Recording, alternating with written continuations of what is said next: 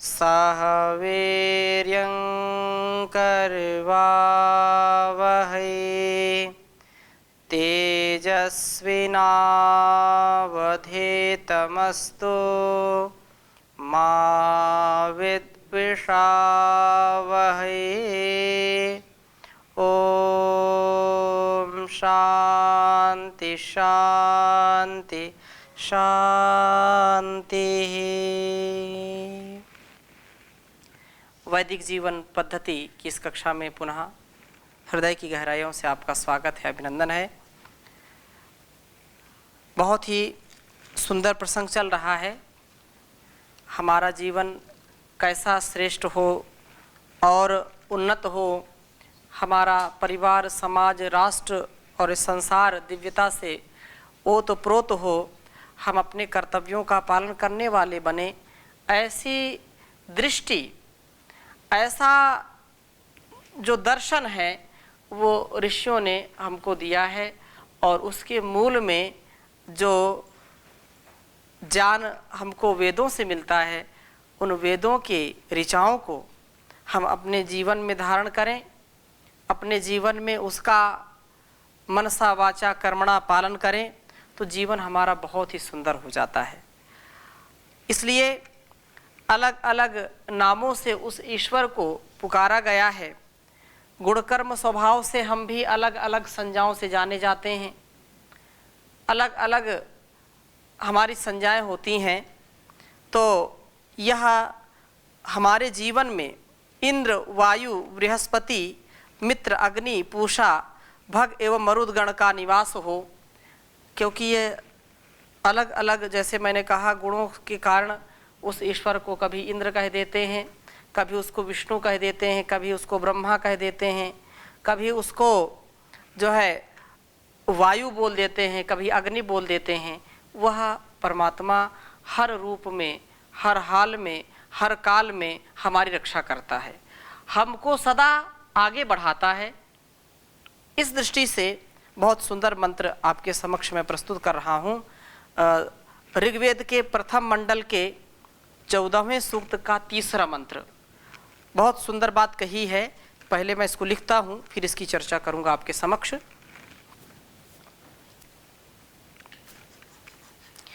ओम इंद्र वायु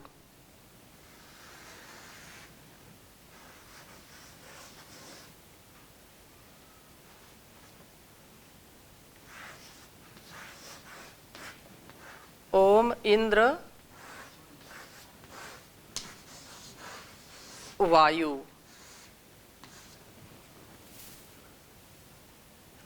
बृहस्पतिम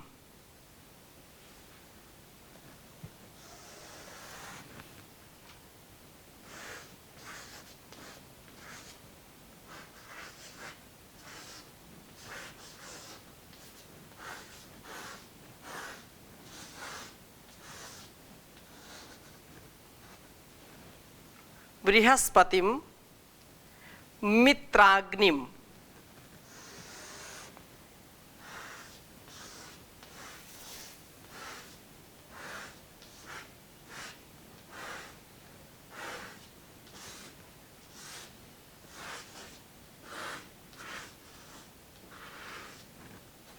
मित्राग्निम पूषणम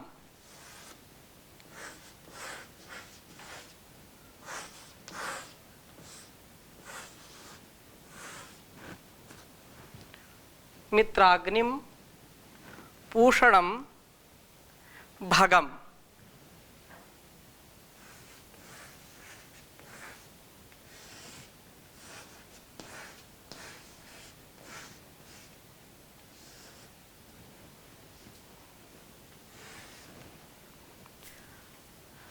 आदित्यान मरुतम गणम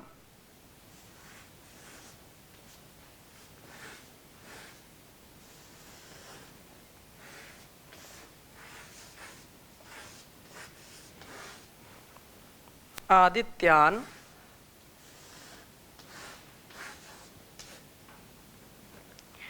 मारुतम गणम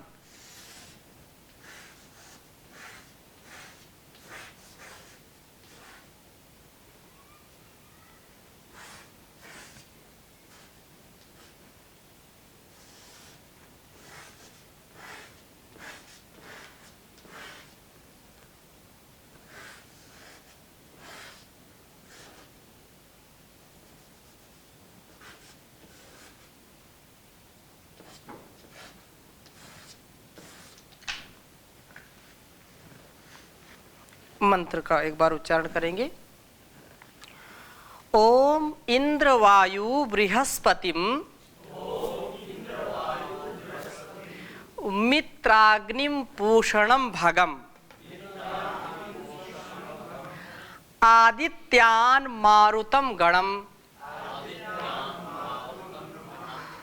ओम इंद्रवायु बृहस्पतिम मित्राग्निम पूषणम भगम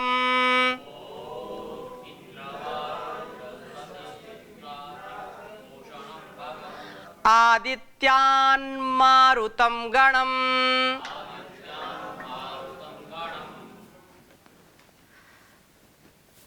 देवालय, यह हमारा घर देवालय बने, हमारा शरीर भी क्या बने, शिवालय बने, देवालय बने। ऐसी भावना के साथ जब हम कर्म करते हैं तो निश्चित रूप से व्यक्ति का बहुत ही सुंदर चरित्र हो जाता है, व्यक्तित्व हो जाता है, कृतित्व हो जाता है। तो यहाँ पर ये बात कही है कि आदित्यान, देवों का जो परिगणन करते हुए कहते हैं कि हे प्रभु, आप हमें इंद्र वायु, इंद्र तथा वायु को प्राप्त कराइए, इंद्र तथा वायु को प्राप्त कराइए। आपकी कृपा से हम इंद्रियों के अधिष्ठाता पूर्ण जितेंद्रीय बन पाएं। इस जितेंद्रियता के लिए ही हमें वायु जो है बने, इस जितेंद्रियता के लिए ही वायु बने। वह गति गंधनयो जो धातु बताया था, गतिशीलता के द्वारा सब वासनाओं का गंधन अर्थात हिंसन करने वाले हम हों। वासनाओं का विनाश के बिना, वासनाओं का जब तक अंत नहीं होगा तब तक जितेंद्रियता संभव नहीं है। वासना का विनाश ही जितेंद्रियता है। इसलिए वासनाओं का अंत कहाँ होगा?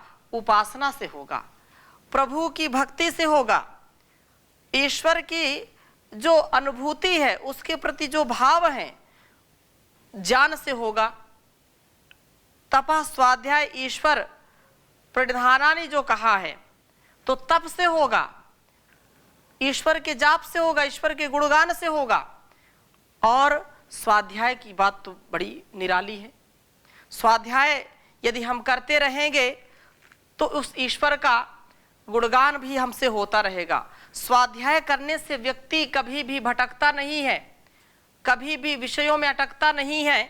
इसलिए इस वाणी में, इस शरीर में जो भी सामर्थ्य ईश्वर ने दिया है, हाथों में कर्म करने का सामर्थ्य दिया है और पैरों में चलने का सामर्थ्य दिया है, कर्म करने का सामर्थ्य, चलने का सामर्थ्य, बोलने का सामर्थ्य, सुनने का, देखने का, सूंघने का सामर्थ्य जो ईश्वर ने दिया है, ये सब उसकी ही शक्ति, उसकी ही व्यवस्था के कारण मिलता है।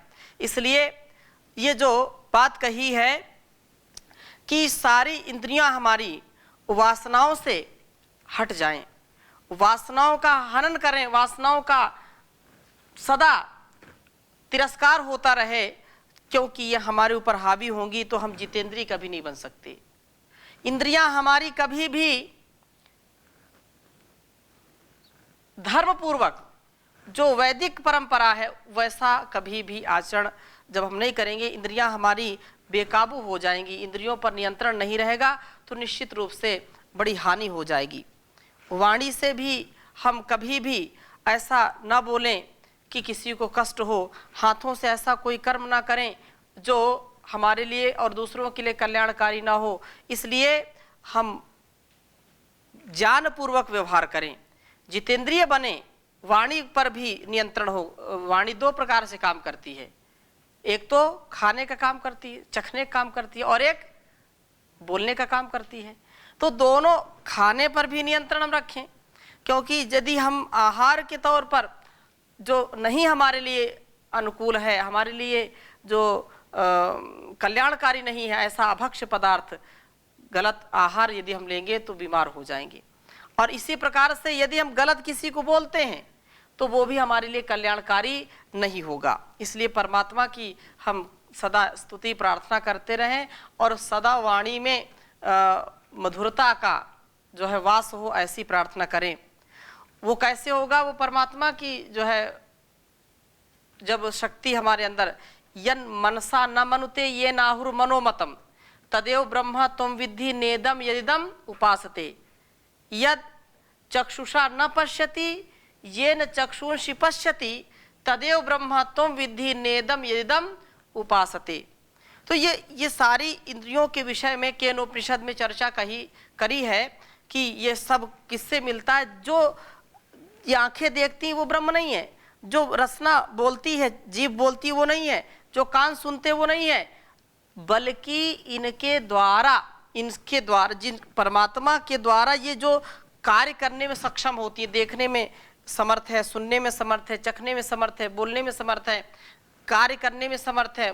मनसा यन मनसा न मनुते ये नाहुर मनोमतम, मन जो चिंतन करने में समर्थ होता है तो वो ब्रह्म है, उसकी हम भक्ति करें। इसलिए ओम बोल मेरी रसना घड़ी घड़ी, ओम बोल मेरी रसना घड़ी घड़ी, सकल काम तज ओम नाम भज, सकल काम तज ओम नाम भज, मुखमंडल में पड़ी पड़ी, ओम बोल मेरी रसना घड़ी घड़ी। ओम नाम सर्वोपरि प्रभु का, ओम नाम सर्वोपरि प्रभु का, कहे वेद की कड़ी कड़ी, ओम बोल मेरी रसना घड़ी घड़ी, ओम बोल मेरी रसना घड़ी घड़ी। पूरण ब्रह्म करेंगे पूरण, पूरण ब्रह्म करेंगे पूरण, सब आशाएं बड़ी बड़ी, ओम बोल मेरी रसना घड़ी घड़ी, ओम बोल मेरी रसना घड़ी घड़ी। पल पल में ले जाना चाहती, पल पल में ले जाना चाहती, मौत सिरहाने खड़ी खड़ी, ओम बोल मेरी रसना घड़ी घड़ी, ओम बोल मेरी रसना घड़ी घड़ी। तो ओम का हम सुमिरन करें। ओम का जब हम जीवन में अपने स्वभाव में इसको उतारते हैं तो तस्य वाचकः प्रणवा तज्जपस तदर्थ भावना, वैसी भावना हो जाती है। तो ये वासनाओं की जो आंधी है, इसमें यदि अपने आप को बचाना है तो ओम का सहारा पकड़ना पड़ेगा। ओम नाम का सहारा लेकर के हमको इस भवसागर से पार उतरना है। इसलिए कहा कि वा गति गंधनयो हो, इंद्र वायु, इंद्र से हमको ऐश्वर्य मिले और वायु से हमारे अंदर की जो बुराइयां हैं वो दूर हो जाए। वा गति गंधनयो हो, इंद्र जो इंद्रिय जित है, जो अपनी बुराइयों को जड़ से उखाड़ करके फेंक देता, वही इंद्रियजित होता है। बुराइयां मन में हो और वो इंद्रियजित हो नहीं सकता। वासनाएं हमारे अंदर हैं, कामनाएं हमारे अंदर हैं और हम इंद्रियजित बन जाएं, कभी नहीं हो सकता है। इसलिए इंद्रियजित बनने के लिए, ऐश्वर्यशाली बनने के लिए हमको अपने अंदर की जो कमियां हैं, अपने अंदर के जो भोग की भावना है, अपने अंदर जो विषयों की कामना है, जो याचना है, उसको हमको दूर करना पड़ेगा। और ऐसा करके हम निश्चित रूप से बहुत ही सुंदर जीवन बना पाएंगे। और इसलिए आगे कहा इंद्र वायु बृहस्पतिम, बृहस्पति आप हमें बृहस्पति को प्राप्त कराइए, अर्थात आपका अनुग्रह जितेंद्रियता से युक्त है और हमें जितेंद्रियता व क्रियाशीलता से ऊंचे ऊंचे ज्ञानी बनने का सामर्थ्य दें। हमेशा याद रखना चाहिए, जब वासनाएं नहीं होगी तो व्यक्ति इंद्रियजित होगा और इंद्रियजित व्यक्ति के अंदर ज्ञान ठहरता है। जिसके अंदर इंद्रियों की जैन शक्ति नहीं है, वो जो उसके जेता नहीं है, जो उसको जीत नहीं पाते, वो भोगी बन जाते हैं, और जो चंचल प्रवृत्ति वाले लोग होते हैं, जो भोगी होते हैं, रोगी होते हैं, वो कभी भी ज्ञानी नहीं हो सकते। अर्थात जान, मैं वैसा कह रहा हूं कि वो जान जैसा जानते हैं वैसा मानते हैं वैसा जीते हैं। तो ऊंचे बृहस्पति किसको कहते हैं? जो ज्ञान में सबसे श्रेष्ठ है, सबसे ऊंचा है। तो इंद्रिय जित जो व्यक्ति होगा वो ज्ञान में भी श्रेष्ठ होगा, कर्म में भी श्रेष्ठ होगा। तो हमको बृहस्पति जो है, बृहस्पति की प्राप्ति कराइए, और आपका अनुग्रह सदा हमें इस ओर आगे बढ़ाता रहे। और अगली बात क्या कही? मित्राग्निम पूषणम, मित्राग्नि पूषणम, मित्राग्निम, अब हम मित्र व अग्नि को प्राप्त करें। यह ज्ञान हमें सबके साथ एकत्व का दर्शन कराता है। जब ज्ञान होगा तो हम एक दूसरे के परस्पर जो है मैत्री भाव में, सखा भाव में आगे जीवन की यात्रा को बढ़ाते रहते हैं। जीवन की यात्रा में अनेक पड़ाव आते हैं, उन पड़ाव में हम कभी भी थकते नहीं हैं, रुकते नहीं हैं, सदा आगे बढ़ते ही जाते हैं। इसलिए मैत्री का भाव आता है। अग्नि को प्राप्त करें, यह ज्ञान हमें सबके साथ एकत्व की भावना से ओतप्रोत कर देता है, और स्नेह करने वाला मित्र बनाए, स्नेहन वाला बनाए, इस प्रकार से उन्नति कर आगे बढ़ाने वाला हो। अग्नि इस जीवन यात्रा में आगे बढ़ने, अग्नि अग्रणी भवति, अग्नि अग्रणी होती है। और पूषणम भगम, कहा कि पूषा व भग को प्राप्त कराइए, हम उचित रूप से अपना पोषण करने वाले हों। भग ऐश्वर्य, भग ऐश्वर्य, हम शरीर मन व बुद्धि का ठीक ठीक विकास करने वाले हों, उसके लिए आवश्यक है भगम, ऐश्वर्य को उचित मात्रा में संग्रहित करें। और इस प्रकार से संग्रहित करें। आदित्यान, क्या कहा? आदित्यान, हम, आप जो है हमें आदित्यों को प्राप्त कराइए। ये आदित्य आदानात, उचित वस्तुओं का आदान करते हुए आगे बढ़ते चलते हैं। हम भी समाज में जिस जिस के संपर्क में आए, जिस जिस कार्य को करें, उस से हम अच्छाइयों को ही ग्रहण करने वाले हों, बुराइयों को कभी भी देखें नहीं, बुराइयों को कभी भी जो है कर्मों में ना आने दें। यह जो है जीवन हमारे लिए परिपूर्ण एक विज्ञान है। इस परिपूर्णता को प्राप्त करने के लिए, क्योंकि संसार में वह परमात्मा सब कुछ पूर्ण बनाया, स्वयं वह पूर्ण है, अपूर्ण कुछ नहीं है। तो हम मेधावी बने, बुद्धिमान उपासक बने, तथा परमेश्वर के साथ साथ उसकी सृष्टि में जो विद्यमान उसकी दिव्य शक्तियों का भी आह्वान करते रहें। दिव्य शक्तियों का आह्वान करने से हमारे अंदर वो शक्तियां आ जाती हैं। आ जाती है तात्पर्य क्या है?